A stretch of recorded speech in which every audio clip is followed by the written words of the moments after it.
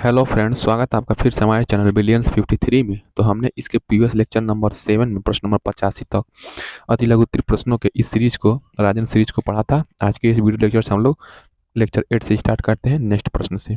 तो जो भी सेकंड सेमेस्टर वाले प्रशिक्षु हैं हमारे चैनल को सब्सक्राइब कर दीजिए, वीडियो पसंद आए तो लाइक कर दीजिए और इस चैनल को शेयर करना ना भूलें। पीडीएफ डाउनलोड करने के लिए डिस्क्रिप्शन बॉक्स में टेलीग्राम का लिंक है, वहाँ से पीडीएफ डाउनलोड कर सकते हैं। तो प्रश्न नंबर 86, प्रारंभिक शिक्षा के नवीन प्रयास। आपका पता है 15 क्वेश्चन बहुविकल्पी, 15 क्वेश्चन अति लघु उत्तरी और 10 क्वेश्चन दो दो नंबर का आपका आता है 20 नंबर का लघु उत्तरी। तो हम लोग अति लघु उत्तरी वाले पे चल रहे हैं। तो स्कूल रेडीनेस कार्यक्रम क्या है? तो इसे विद्यालय शिक्षा की तैयारी कहते हैं। इसका दूसरा नाम विद्यालयोन्मुख कार्यक्रम है।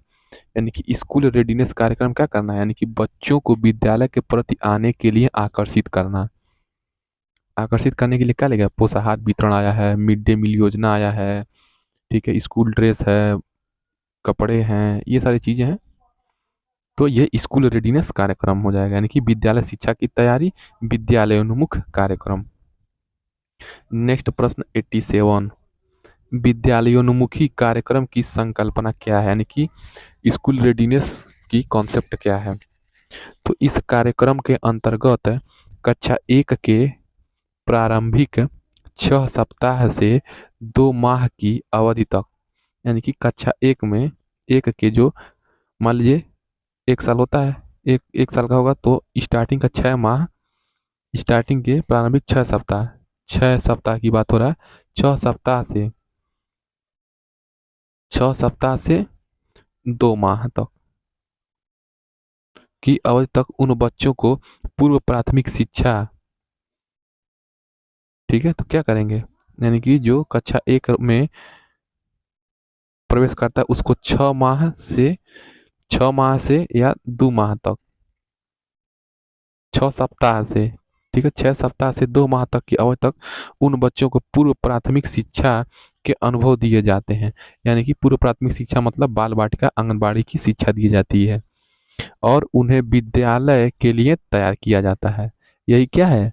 स्कूल रेडीनेस कार्यक्रम। यानी कि जो बच्चे स्कूल नहीं आना चाहते हैं, पढ़ना नहीं चाहते हैं, तो उनको कक्षा 1 में एडमिशन लेने से पहले उन्हें 6 वीक या 2 माह तक, 2 महीने तक उनको क्या किया जाता है? बच्चों के लिए पूर्व प्राथमिक शिक्षा के अनुभव दे करके उन्हें तैयार किया जाता है आंगनबाड़ी द्वारा, ठीक है, वही हो जाएगा। इसलिए इसीलिए इस कार्यक्रम को स्कूल रेडीनेस कार्यक्रम कहते हैं। नेक्स्ट प्रश्न नंबर 88, प्रश्न नंबर 88 क्या है? संपूर्ण साक्षरता अभियान के अंतर्गत सर्वप्रथम साक्षर होने वाला राज्य कौन सा है? तो केरल है। आप लोग कमेंट करके बताएंगे संपूर्ण साक्षरता अभियान कब लागू किया गया था। मैंने पढ़ा दिया है। प्रश्न नंबर 89, सर्व शिक्षा अभियान प्रदेश के सभी जनपदों में कब से संचालित किया जा रहा है? तो सर्व शिक्षा अभियान प्रदेश के सभी जनपदों में वर्ष 2002 से संचालित किया जा रहा है। प्रश्न नंबर 90 देखिए, सर्व शिक्षा अभियान को वित्तीय सहायता कहाँ से प्राप्त होती है और उनकी सहभागिता का प्रतिशत क्या है? तो इस अभियान को केंद्र सरकार तथा राज्य सरकार संयुक्त रूप से चलाती है। भारत सरकार 65% देती है तथा राज्य सरकार 35% की सहभागिता देती है। तो 65% और 35% का क्या है? रेशियो है। नेक्स्ट प्रश्न number 91, NPEGEL N national programme of education for girls at elementary level क्या है? इस कार्यक्रम के अंतर्गत बालिका, नाम देखिए गर्ल है तो बालिका शिक्षा, तो गर्ल एजुकेशन बालिका शिक्षा को अधिक सुदृढ़ करने का प्रयास किया जाता है। उनकी उपस्थिति ठहराव यानी कि हॉस्टल व प्राथमिक शिक्षा की पूर्णता सुनिश्चित कराई जाती है। नेक्स्ट प्रश्न 92, NPEGEL का क्षेत्र बताइए।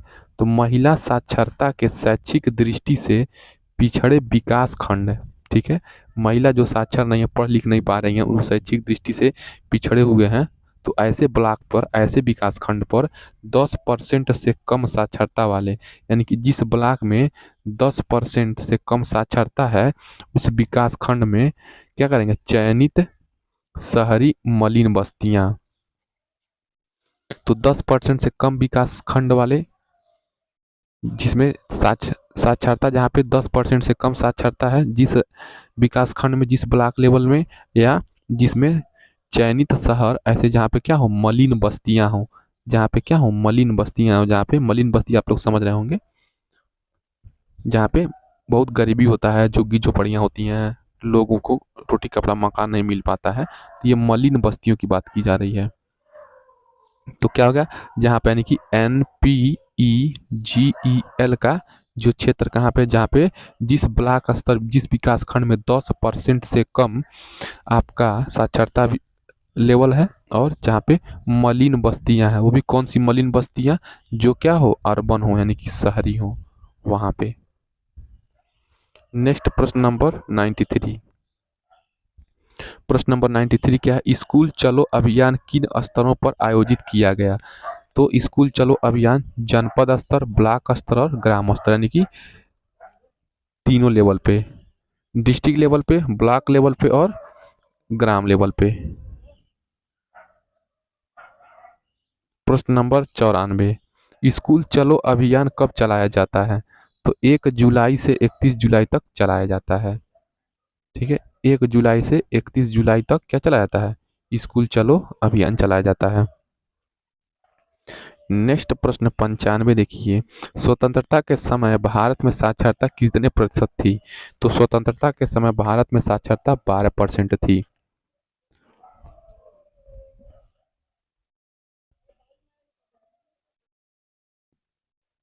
प्रश्न नंबर 96, ऑपरेशन ब्लैक बोर्ड का क्या उद्देश्य था। तो ऑपरेशन ब्लैक बोर्ड योजना का उद्देश्य प्राथमिक विद्यालयों में पाठ्य सामग्री तथा शिक्षण उपकरण जैसी न्यूनतम आवश्यक सुविधाओं की व्यवस्था को सुनिश्चित करना है। तो इसका उद्देश्य क्या है, ऑपरेशन ब्लैक बोर्ड प्राथमिक विद्यालय में पाठ्य सामग्री, शिक्षण उपकरण, TLM वगैरह, वहाँ पे न्यूनतम आवश्यक सुविधाएं जिससे बच्चों को पढ़ने में आसानी हो, ये सारी चीज़ें ऑपरेशन ब्लैक बोर्ड द्वारा सुनिश्चित किया गया है। प्रश्न नंबर 97, पोषाहार वितरण योजना में कितने कैलोरी ऊर्जा बालकों को देने की व्यवस्था है। तो 3 से 6 साल की उम्र के बच्चे को करीब 1200 से 1600 किलो कैलोरी की आवश्यकता होती है। यानी कि जो 3 से 6 वर्ष के बच्चे हैं, यानी कि जो आंगनबाड़ी में है, अभी प्री प्राइमरी में है, तो 3 से 6 वर्ष के बच्चों को क्या किया जाए, उनको 1200 से 1600 किलो कैलोरी आप देंगे पोषाहार वितरण योजना के अंतर्गत। प्रश्न number 98, NCF national curriculum framework राष्ट्रीय पाठ्यचर्या की रूपरेखा 2005 का अस्तित्व किस रिपोर्ट के आधार पर आया। तो NCF 2005 का अस्तित्व पाठ्यचर्या का संवर्धन पाठ्यपुस्तक पर केंद्रित करना। तो NCF 2005 का अस्तित्व कब आया, पाठ्यचर्या का संवर्धन पाठ्यपुस्तक पर केंद्रित करने के आधार पर आया। प्रश्न नंबर 99, शिक्षा के सार्वभौमिकरण से क्या आशय है। तो लोकतंत्र में जाति, धर्म, रंग भेद या स्तर आदि का भेदभाव किए बिना सभी को अपने अस्तित्व का पूर्ण विकास करने के लिए समान शिक्षा के अवसर प्रदान किया जाना ही क्या है, शिक्षा का यूनिवर्सलाइजेशन है, या सार्वभौमिकरण कहते हैं। यूनिवर्सलाइजेशन या सार्वभौमिकरण, यानी कि सार्वभौम यानी सबके लिए समान अवसर शिक्षा के लिए जो अपना विकास कर सके।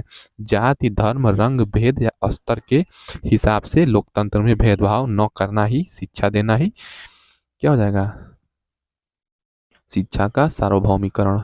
नेक्स्ट प्रश्न नंबर 100। प्रश्न नंबर 100 क्या है, संपूर्ण साक्षरता अभियान का प्रेरक वाक्य क्या है। तो संपूर्ण साक्षरता अभियान का प्रेरक वाक्य है सभी को शिक्षा देना। प्रश्न नंबर 101, DPEP का प्रारंभ किस योजना के आधार पर किया गया। तो डिस्ट्रिक्ट प्राइमरी एजुकेशन प्रोग्राम जिला प्राथमिक शिक्षा कार्यक्रम का प्रारंभ किस आधार पर किया गया, तो प्राथमिक शिक्षा का विस्तार हो इसलिए किया गया, विद्यालय में बच्चों का ठहराव हो, इन्हीं दो चीजों के लिए किया गया डीपीईपी का प्रारंभ।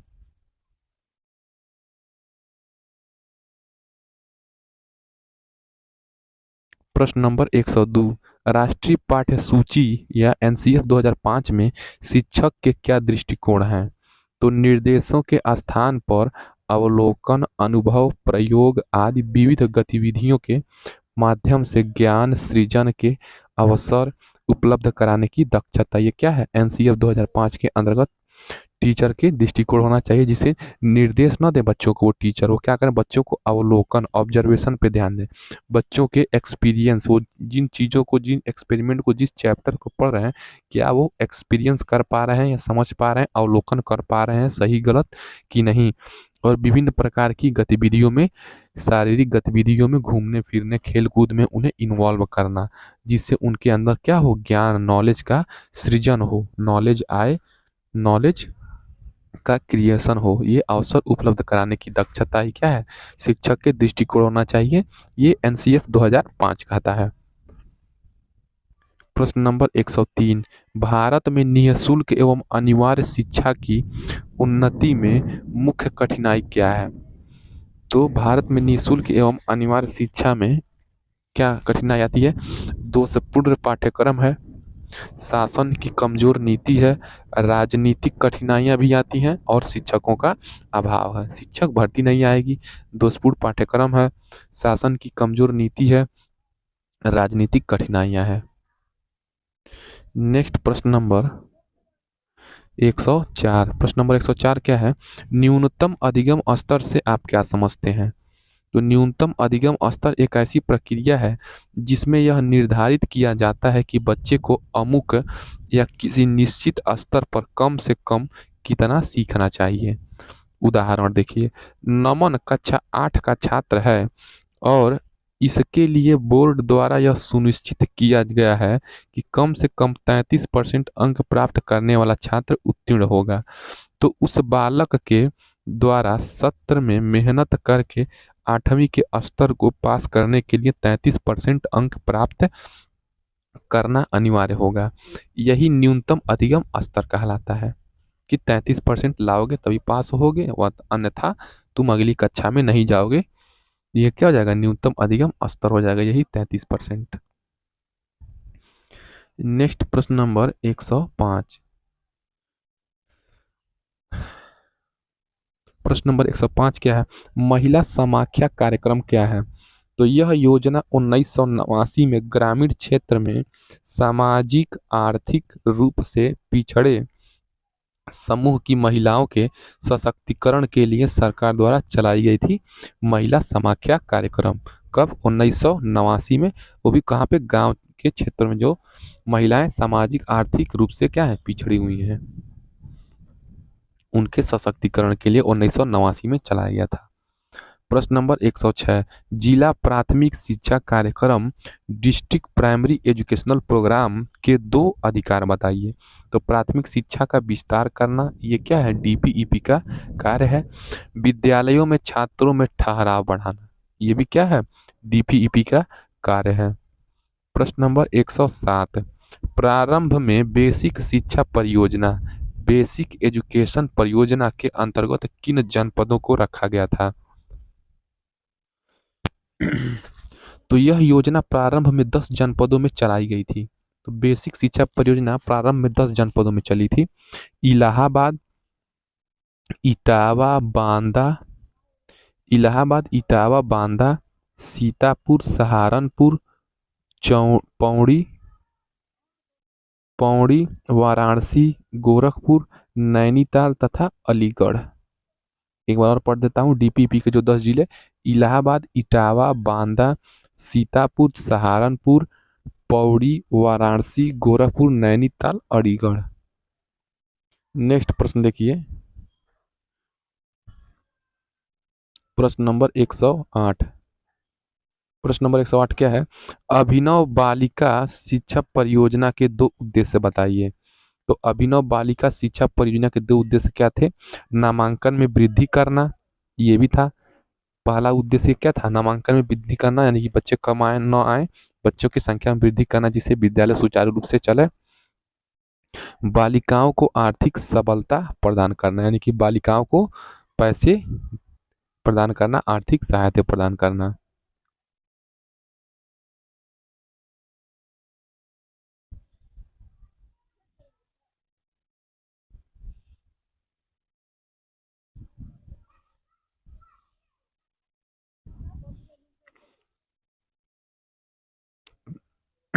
प्रश्न नंबर 109 देखिए।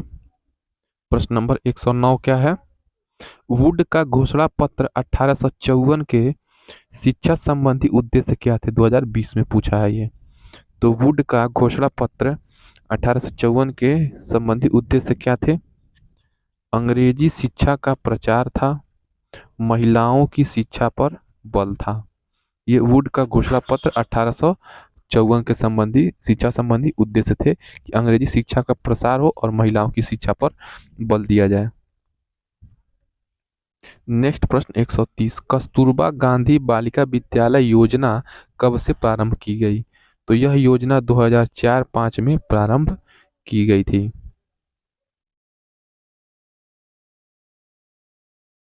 प्रश्न नंबर 131 है, बालक बालिकाओं के अधिकारों के हनन को क्या कहते हैं? तो बाल श्रम कहते हैं। प्रश्न नंबर 132 देखिए आपकी स्क्रीन के सामने, मध्याह्न भोजन योजना की आवश्यकता क्यों हुई है? तो विद्यालय में बच्चों का ड्रॉप आउट होने के कारण। तो मध्याह्न भोजन योजना की आवश्यकता क्यों हुई है? तो बच्चे क्या, भोजन की वजह से उसके लालच में बच्चे रुके रहते हैं, चले जाते थे, तो इसीलिए क्या लाया गया? मध्याह्न भोजन योजना लाया गया, जिससे विद्यालय में बच्चों को क्या हो, ड्रॉप आउट होने के कारण से लाया गया था। प्रश्न नंबर 133, मध्याह्न भोजन योजना केंद्र सरकार द्वारा कब से लागू की गई? तो 15 अगस्त 1995 से चालू की गई थी। मध्याह्न भोजन योजना केंद्र सरकार द्वारा कब लागू की गई? 15 अगस्त 1995 को। नेक्स्ट प्रश्न 134, बाल अधिकार कब और किसके द्वारा निर्धारित किया गया? 2022 में पूछा है। तो बाल अधिकार कब और किसके द्वारा निर्धारित किया गया? तो संयुक्त राष्ट्र संघ द्वारा 10 दिसंबर 1950 को निर्धारित किया गया था। नेक्स्ट प्रश्न 135, शिक्षा अधिकार अधिनियम की कोई दो विशेषताएं लिखिए। तो आरटीई एक्ट 2009 की दो विशेषताएं लिखना आपको, तो लिख दीजिए, 6 से 14 वर्ष के बालकों के लिए विद्यालय होनी चाहिए, निःशुल्क एवं अनिवार्य शिक्षा का प्रावधान होना चाहिए, बालकों के शारीरिक मानसिक प्रताड़ना न दी जाए। नेक्स्ट प्रश्न नंबर 136 देखिए। प्रश्न नंबर 136 क्या है? बाल शिक्षा अधिकार अधिनियम के अंतर्गत क्या निजी ट्यूशन की छूट प्राप्त है? तो नहीं। प्रश्न नंबर 137, मैकाले द्वारा अपने विवरण पत्र में कौन सा ध्येय वाक्य लिखा गया है? तो मैकाले ने अपने विवरण पत्र में कौन सा ध्येय वाक्य लिखा था? तो यूरोपीय पुस्तकालय की एक अच्छे यूरोपीय पुस्तकालय की एक अलमारी का साहित्य भारत व अरब का संपूर्ण साहित्य के समान है। यानी कि इतना बड़ा बात लिख दिया था कि एक अच्छा यूरोपीय, मान लीजिए कोई लाइब्रेरी है, उसमें एक अलमारी है, एक अलमारी में जो भी साहित्य या जो भी पुस्तक रखा गया है वो कहीं बहुत ज़्यादा अच्छा है उनसे, जो भारत में और अरब दोनों देशों को मिला करके संपूर्ण साहित्य रखा गया है, उनसे अकेले ये एक लाइब्रेरी में, एक अलमारी में रखा साहित्य है। यानी कि इतना ज़्यादा पॉपुलर है यूरोपीय पुस्तकालय, यूरोपीय साहित्य। मैकाले के विवरण पत्र में यही ध्येय वाक्य लिखा गया था। नेक्स्ट प्रश्न 138, हंटर कमीशन द्वारा माध्यमिक शिक्षा के क्षेत्र में कौन सी आर्थिक प्रणाली लागू की जो आज भी प्रचलित है? तो हंटर कमीशन द्वारा बताइए माध्यमिक शिक्षा के क्षेत्र में कौन सी ऐसी आर्थिक प्रणाली लागू की गई थी जो आज भी प्रचलित है? तो अनुदान प्रणाली लागू की गई थी। वही क्या किया, हंटर कमीशन ही स्टार्ट किया अनुदान देना, तभी से क्या हो गया, अनुदान आने लगा। तो अनुदान प्रणाली हंटर कमीशन ही स्टार्ट किया था। प्रश्न नंबर 139, भारतीय शिक्षा को लॉर्ड कर्जन की किन्हीं दो प्रमुख देनों का उल्लेख कीजिए। तो लॉर्ड कर्जन की क्या देन थी भारतीय शिक्षा में? तो केंद्रीय शिक्षा विभाग की स्थापना लॉर्ड कर्जन के सुझाव के बदौलत ही हुआ है। और भारतीय विश्वविद्यालय आयोग यानी कि यूनिवर्सिटी ग्रांट कमीशन जो है, ये क्या है, लॉर्ड कर्जन का ही देन है। भारतीय विश्वविद्यालय आयोग और केंद्रीय शिक्षा विभाग की। नेक्स्ट प्रश्न 140।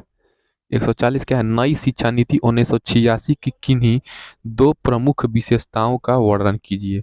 तो शैक्षिक अवसरों की समानता है नई शिक्षा नीति 1986, और केंद्र सरकार की भागीदारी, यानी कि शैक्षिक अवसरों में समानता ला दी गई 1986 वाले शिक्षा नीति में, और केंद्र सरकार का इस पर क्या हो गया, भागीदारी हो गया।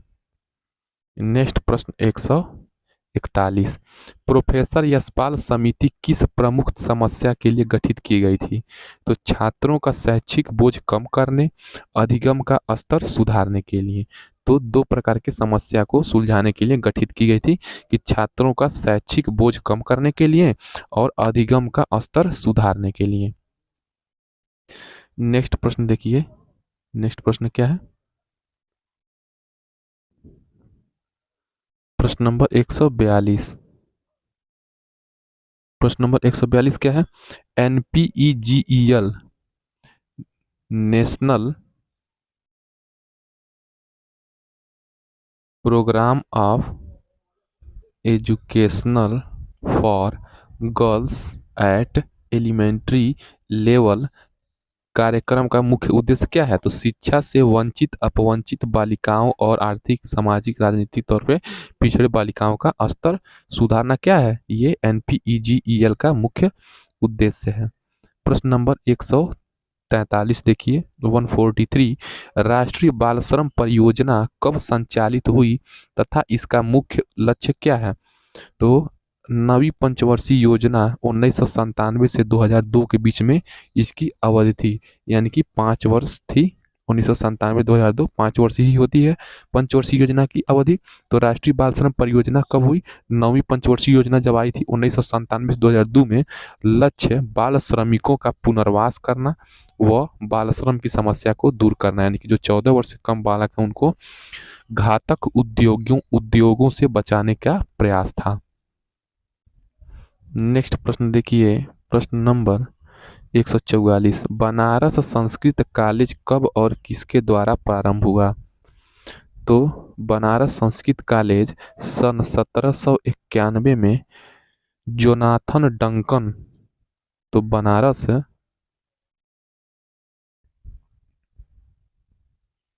संस्कृत कॉलेज 1791 में जोनाथन डंकन के प्रयासों से बनारस संस्कृत कॉलेज प्रारंभ हुआ था। तो 1791 याद रखेंगे। Jonathan Duncan. राधा कृष्णन आयोग की नियुक्ति कब हुई? तो बताएंगे राधा कृष्णन आयोग की नियुक्ति 4 नवंबर 1948 को की गई थी। याद रखेंगे 4 नवंबर 1948 को राधा कृष्णन आयोग की नियुक्ति की गई थी, और 1791 में जोनाथन डंकन के प्रयास से बनारस संस्कृत कॉलेज की स्थापना हुई। नेक्स्ट प्रश्न हम लोग नेक्स्ट वीडियो से पढ़ेंगे, तब तक चैनल को सब्सक्राइब कर दीजिए। PDF डाउनलोड करने के लिए टेलीग्राम से जुड़ सकते हैं, व्हाट्सअप चैनल को भी वहां से आप लोग, इसका लिंक दिया है वहां से जुड़ के व्हाट्सअप चैनल ज्वाइन कर लीजिए। मिलते हैं नेक्स्ट वीडियो में। जय हिंद।